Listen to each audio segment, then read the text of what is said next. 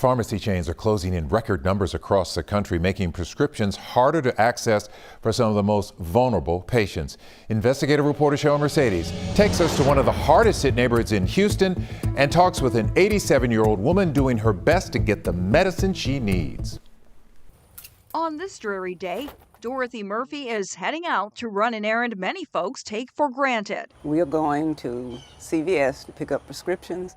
Getting there can be a challenge. The 87-year-old doesn't drive anymore. That's totally out of the question. She's got to call on a few friends. When I need a ride there, I pick up my phone and I start dialing numbers.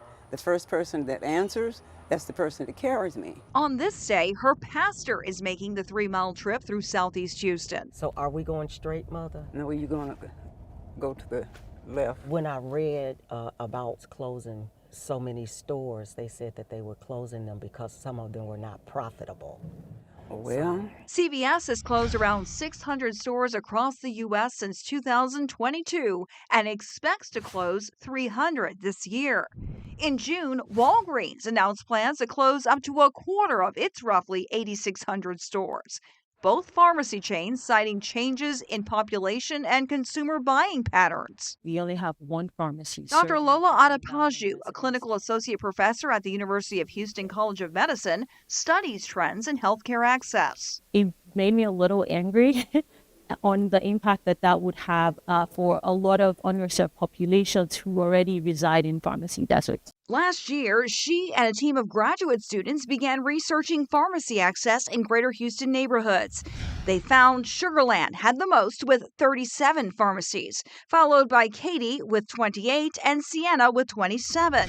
They also found at least 65 zip codes in greater Houston with no pharmacies, meaning those folks likely have to drive farther to get to one. The number one challenge is the additional travel, and you have to pick up medications for, say, your keto, or if you're older and you have to pick up multiple medications, you have to go to the pharmacy multiple times.